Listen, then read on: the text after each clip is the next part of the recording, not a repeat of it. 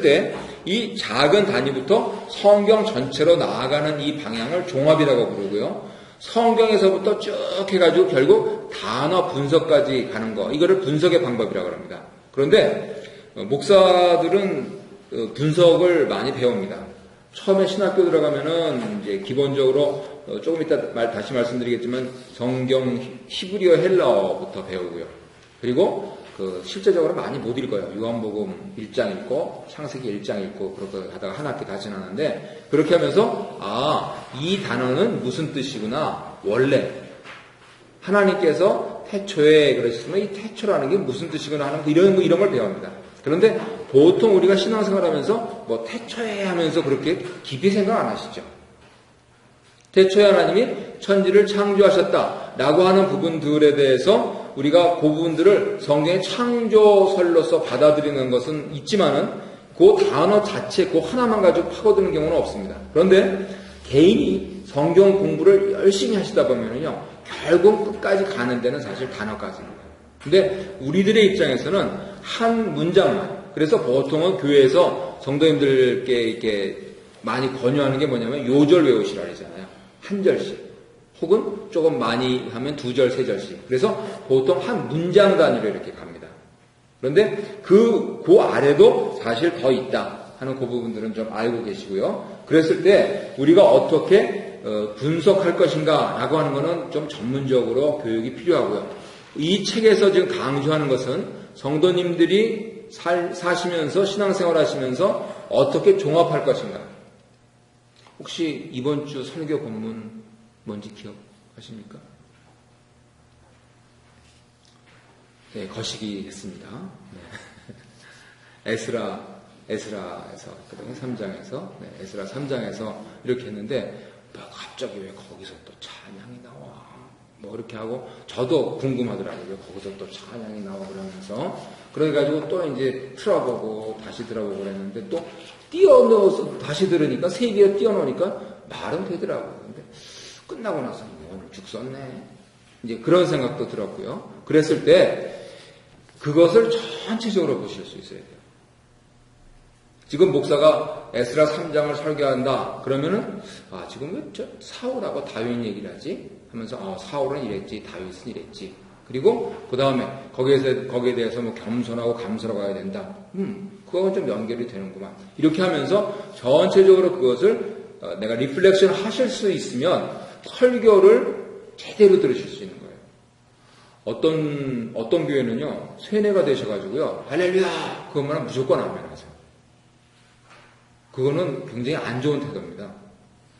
지금 앞에서 무슨 말을 하고, 할렐루야 그래. 무슨 말을 하고, 할렐루야가 무슨 뜻인지 아시잖아요. 하나님을 찬양합니다. 그런데 실컷 사람 자랑하고 나서 하나님을 찬양합니다. 그러면 비약이 있죠? 이렇게 이 사람을 훌륭하게 만드신 하나님을 찬양합니다. 뭐 그렇게 연결될 수는 있어요. 그런데 그게 그 사람을 칭송하는 건지 하나님을 찬양하는 건지 어떻게 하냐고요. 근데 무조건 할렐루야 나오기만 하면 안 해요. 그렇게 되면 안 된다는 거죠. 어떻게 사람 자랑 진뜩 하고 나서 갑자기 할렐루야 나오는데 내가 아멘 못하겠다. 이렇게 하셔야지 그게 내가 정신을 차리고 예수를 믿는 거죠. 그랬을 때 이 종합적으로 보실 수 있는 능력이 필요하시다. 그 다음 세 번째로, 그래서 그것은 이제 종합 대신에 이제 조감이라고 해가지고, 조감도 아시죠? 지금 11페이지 하고 있는데요. 조감의 중요성에 대해서 말씀을 하겠습니다. 성경은 모두 66권, 그리고 몇 장인 거는 말씀드렸었습니다. 몇 장 기억하시죠? 1189장. 네. 그리고 거기에 더해서 16권의 성경 전체 이야기를 말하는 스토리라인이 있다고 합니다. 처음 시작해서 끝날 때까지, 창세기부터 시작해서 사도행전까지, 잠깐. 성경 끝이 요한계시록이 아니냐? 예. 요한계시록인데, 성경이 시간적으로 쭉 나가면서 스토리로 끝나는 것은 사도행전으로 이분은 보시고 있는 거예요. 그럼 그런가 한번 사도행전 한번 펴보시죠. 사도행전이 어떻게 성경 끝이 되나?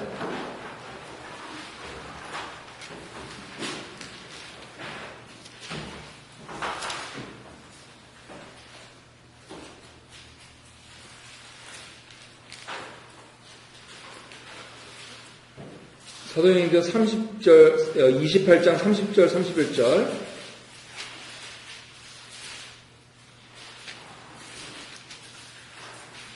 28절부터 하시죠. 28절부터. 함께 읽겠습니다. 시작. 그런즉 하나님의 이 구원이 이방인에게로 보내어진 줄 알라. 그들은 그것을 드리려 하더라. 바울이 온 이태를 자기 셋집에 머물면서 자기에게 오는 사람을 다 영접하고 하나님의 나라를 전파하며 주 예수 그리스도에 관한 모든 것을 담대하게 거침없이 가르치더라. 아멘.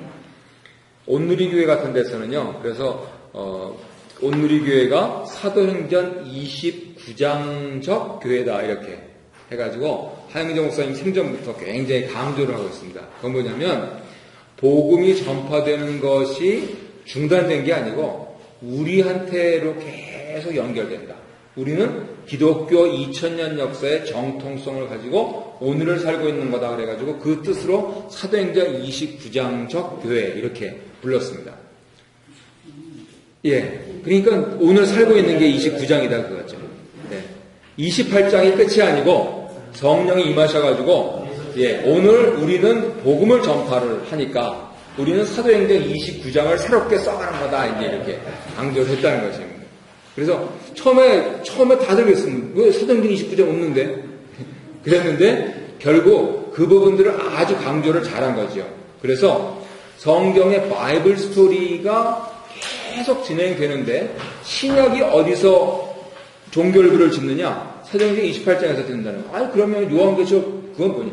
그거는 예언서로서 신약뿐만 아니고 구약까지도 군데군데 있는 부분들을 잘 적시하면서 결국 하나님의 그 마지막 때의 뜻을 나타낸 거다 그거죠. 스토리를 얘기를 하는 게 아니고.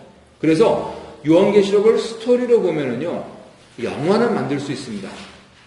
근데 요한계시록을 스토리로만 보면은 자칫 잘못하면 이단으로 빠집니다. 그래서 시한부 종말론이 나오는 거예요. 1900 몇 년이었죠? 1992년이었나요? 하도 오래돼가지고 이제 잊어버렸는데, 예. 아주 그분들은 대단했습니다. 시한부 종말론. 예. 근데 그거를 스토리로 읽어서 그래요. 자, 봐라. 여기 적그리스도가 나왔다. 이 음녀는 누구다. 그러면서. 그러니까 이제 이렇게 끝이 온다. 이렇게 되는 거예요. 그런데 성경은 그 끝이 무엇으로 되어 있느냐? 복음을 전파하고, 복음을 전파하고, 이걸로 점점점을 끝나는 거예요. 그러니까 결국 이 성경 말씀을 받은 우리들은 복음을 계속 전파해 간다. 하는 그러한 또 메시지를 읽을 수도 있는 것이죠. 조금 지루하시니까 제가 질문 좀 하고 이렇게 말씀 좀 잠깐 쉬었다가 하겠습니다. 김현 장로님, 권사님, 비행기 위에서 이렇게 내려다보시는가? 막상 가셔서 이렇게 올려다보시는가? 어떠셨어요?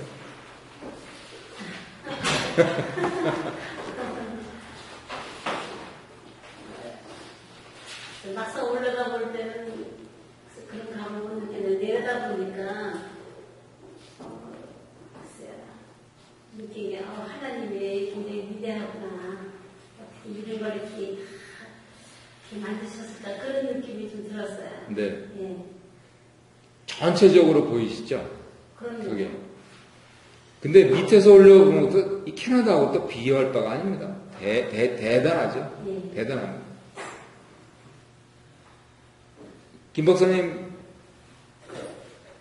이스라엘 못 다녀오셨죠? 그 근방에 어디 다녀오신 데 있으신가요? 그리스? 중동 못 가봤어요. 중동 못 가셨고요. 저쪽 남부 유럽은 가셨나요? 남부 그리스 대륙이 너무 여기는 가는데. 그리스 가보셨고요. 그리스 이렇게 위에서 쭉 내려가면서 보셨나요? 그리스 유적지들? 아니면 밑에서만 이렇게 쭉? 버스 타고 다녔으니까. 네. 차 비행기에서 기다리고 하지 못하고. 네. 버스로 들어가야지. 네. 네. 저는 학생 때 이 유럽을 갔었는데요. 그때는 우리가 공산권하고 수교가 안 돼 있을 때예요. 그런데 그 유고슬라비아 상공을 나르는데 저는 빨갱이들이라고만 생각을 했었거든요. 근데 지붕이 너무 이쁜 거예요. 그 빨강색이 아니고 그걸 뭐라 해야 될지 주황색도 아니고 빨간색 계통인데 그래가지고 젊은 마음에 이렇게 보는데 지금 이제 6530을 알고 있습니다. 이렇게 기장이 얘기를 하니까 아는 거죠. 그래서 이렇게 내려다 봤더니 내가 전화랑 꼭 한번 가봐야 되겠다. 이 지붕이 너무 이쁜 거예요. 그래서 집이 어떤가 궁금하더라고요.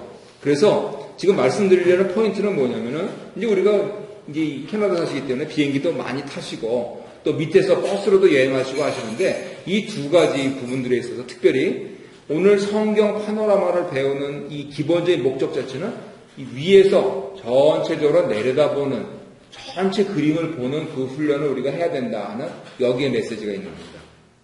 그리고 나서 하나하나 구석구석 자 여기는 파르테논 신전입니다. 여기는 아골라 언덕입니다. 여기는 무슨 극장입니다라고 하면서 해주면 거기서 이제 사진 찍고 여긴 이렇게 생겼구나. 야, 이 수천 년 동안 여기 얼마나 많은 사람이 밟고 왔을까? 야, 이 산이 거대한데 거기 보면 뭐 여전히 절벽에도 매달려 있는 그때도 매달려 있는 사람들이 있는 거예요. 야, 저 사람들 대단하다. 나 용기가 없어 저 정도는 안 되지만 참 한번 만약에 되면은 우리 애라도 시키고 싶다. 뭐 그런 생각을 하면서 결과적으로 하나님께서 창조하신 세계를 바라보듯이 하나님께서 우리한테 주신 성경을 제대로 바라봐야 된다. 라고 하는 요지입니다, 지금. 이게. 그래서 조감이란 말을 쓴 거예요. 그랬을 때, 과연 우리가 이제 이거를 계속 해 나가면은 어떠한 이득이 있을까 하는 게 그 12페이지에 나오는데요. 12페이지 점점점점 적혀 있는 거 있습니다. 그거는 한번 좀 읽어보세요. 지금 시간이 많이 가서 읽는 건 생략하도록 하겠습니다. 그리고 이어서 성경에 대한 기본적으로 전체적으로 그림을 봐야 되니까 기본적으로 성경에 대해서 알아야 될 거, 그 네 가지 이제 정리해 놨습니다. 구약은 모두 몇 권인가 하면 39권, 신약은 27권. 이 목사님은 3927 해가지고 27 기억하라고 그렇게 적어 놓으셨더라고요. 그 다음에 예수님은 제자가 몇 명이요?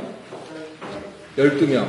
그런데 예수님의 제자 가운데서 특별히 예수님하고 아주 중요한 장소에만 동행한 세 분이 있습니다. 누구라고 적기? 베드로, 야고보, 요한. 예, 그래서 제가 저하고 성경 공부하시는 분들마다 이거 꼭 강조해 드립니다. 예수님께서는요, 12 제자하고 많은 시간을 보내셨습니다. 그런데 예수님께서는요, 세 제자하고 더 많은 시간을 보내셨습니다. 아니, 그러면 예수님이 한 번밖에 못 사셨는데 시간 보내시고 더 보내셨나? 그거는요, 예수님도 몸을 가지고 사셨기 때문에 결국은 이렇게 설명드릴 수 있습니다. 예수님께서는 세 제자와 많은 시간을 보내셔서 이 세 제자가 예수님께 들은 말씀을 다른 9 제자한테 잘 설명해 주도록 하신 거예요. 예수님은 시공간에 제한을 받고 사셨단 말이죠. 그렇다면 어떻게 모든 12 제자를 다 하지 못하는 거예요. 근데 성경에 보면은 다시 예수님이 전도하러 각 촌에 2명씩 짝지어서 보내실 때 72명이 나옵니다. 그 사람들은 어떻게 된 거냐? 이 사람들은 예수님의 12 제자가 한 사람이 6명씩 담당하면서 그렇게 전도 특공대로 생산하는 거죠. 결국은 예수님은 세 제자를 집중적으로 훈련시키셔서 72명의 전도 특공대를 예수님이 생전에 파송을 하실 수 있었던 거예요. 근데 이게 예수님의 탁월한 능력이 아니고 예수님께서는 마가복음 16장에서 나보다 더 큰 일을 하려 하셨잖아요. 사도 베드로는요, 사도행전 2장을 보니까 한 번 설교에 몇 명이 들어옵니까? 3,000명, 5,000명 이렇게 들어옵니다. 남자만 그러면 세 사람 식구자 보면 15,000명 이렇게 된다는 것이죠. 근데 아니 어떻게 3,000명이 5,000명이 그렇게 사도 베드로 설교를 한 번에 듣고 무슨 통일 작업을 했습니까? 그래요. 3,000명이 베드로 사도의 설교를 들었는데 못 알아듣거든요. 그러니까 누가 나서냐면 120명 성령 받은 사람들이 나섭니다.